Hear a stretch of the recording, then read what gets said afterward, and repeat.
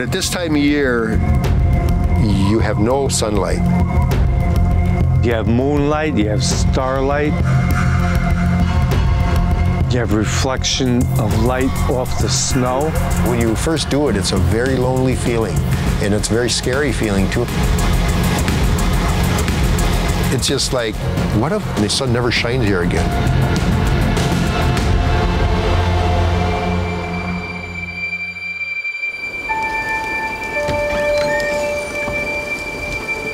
At this time of year is when I'm inside most of the time, and it's not because of the cold. Not because of cold at all, it's because of the darkness. So you get as much done as possible in the 4 hours of faint light in there.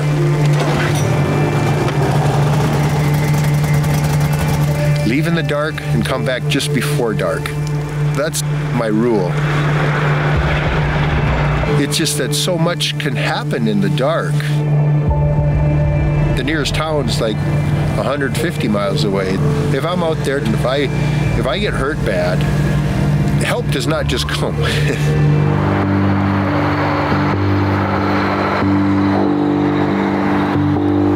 We're ready for normalcy again. It's gonna be cold up there tonight. I'm dressed warm. T, love you. And trap lines. When I get out there, I want trap lines at night on the radio. That's what I need. If she's having trouble, I'll come in.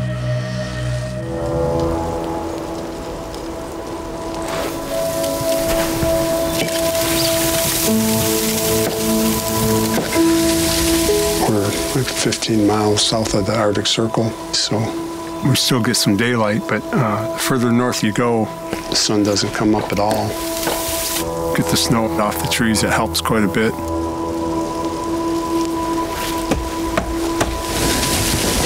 Me and my sisters and mom are going to be going into town. This is our last time out here in the woods as a family.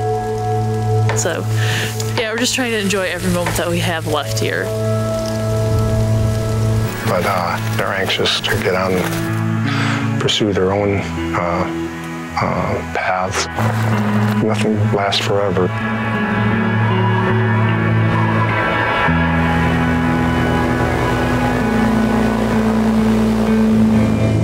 I learned about myself. I learned my desires, my fears, my wants, my needs. I look forward to leaving town to come out here. This is where my heart is. I am in my element as soon as I land up here.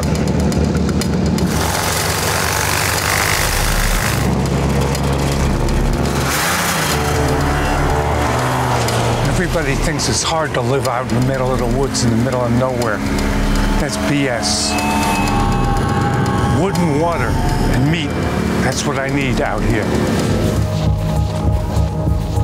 In the beaver houses, there's usually a family group, the adults, and then there's the previous year's kittens in there. You try and leave those in each colony, in each house.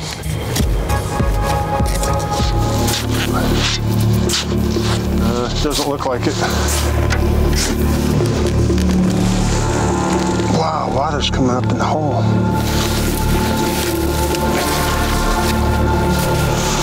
Freezing down.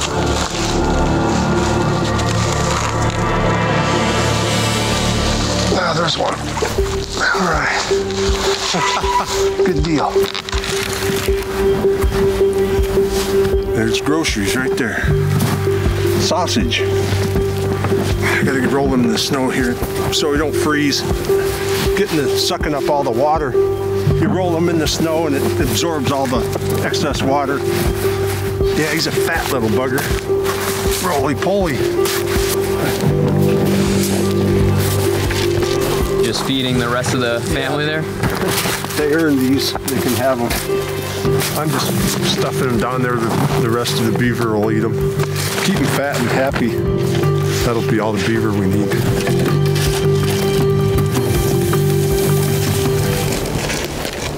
When I'm out trapping like this, I worry about Edna.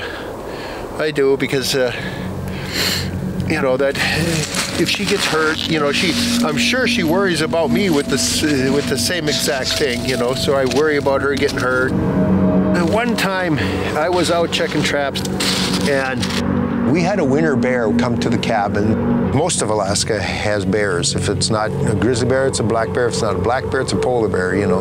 But the winter bear is a totally different. A winter grizzly bear is very dangerous. It comes out of its den in the middle of winter. It's skinny, it's starving. He'll eat you. This winter grizzly bear got on our trail and followed it right to the house. I heard our dog start barking. So I went out. I had the wood pile between me and the dog. And I was just about to tell her to be quiet. The brush just blew up like snow was flying all over. Here comes this bear, charged right at the dog. Just ran right to the dog and grabbed the dog and started eating it right there alive. So when I saw that winter bear did to the dog,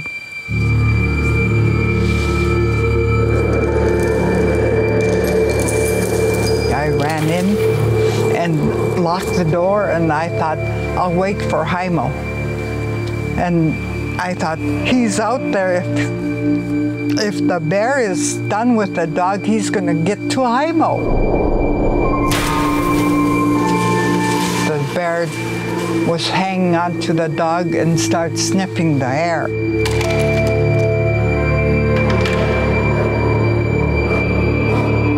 I empty the shotgun, reload, empty it again. And she killed the bear. I came home 15 minutes later and I see the dog. And I thought, thank God this is not Edna, you know what I mean? When I'm out like this, I usually think about Edna like when I'm coming back.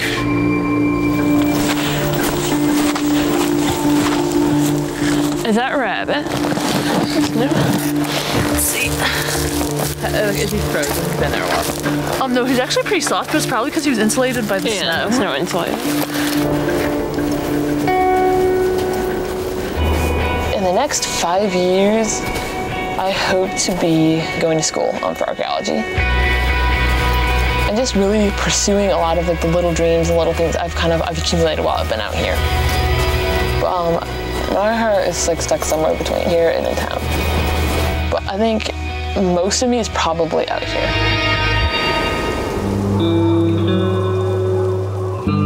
So I'm gonna go outside and sweep the yard. Okay. You'll be ready when I call you? Yeah, I'll be ready.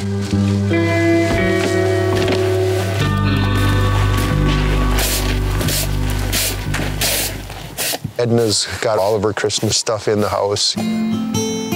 I just let her go at it. It's her thing. So, I mean, you know, I like a lot of it, you know, but sometimes there's too much, you know. When girls were home, they're the ones that helped me with all this stuff. They put up all the stuffs up while I'm repairing things that are broken. I miss the girls when they were young, when they were little, you know what I mean? When they had Christmas, it was fun. When they were small, when a plane would come and bring Christmas presents. Oh, they just couldn't sit still. They were just, you know, ecstatic. That was really big to them, you know, really major. So, and Edna would always have fruitcake. Oh, that's one thing I can get her for Christmas is a fruitcake, you know, because she loves fruitcake. Forgot about that. I can't stand it, but she loves it. There.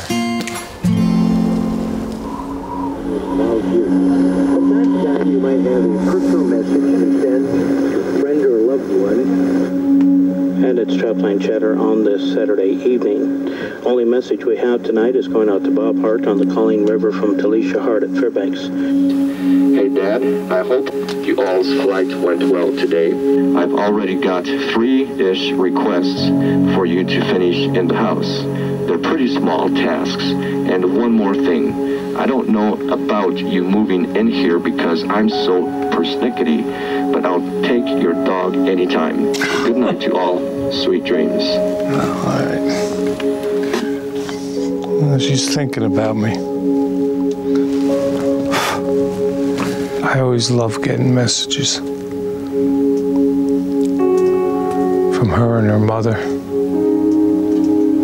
My heart is still with my daughter, with Nancy, my ex. They're the family I have. They'll always be my family. It's important for me to stay close. I wouldn't want to be somebody with nothing, and I have something.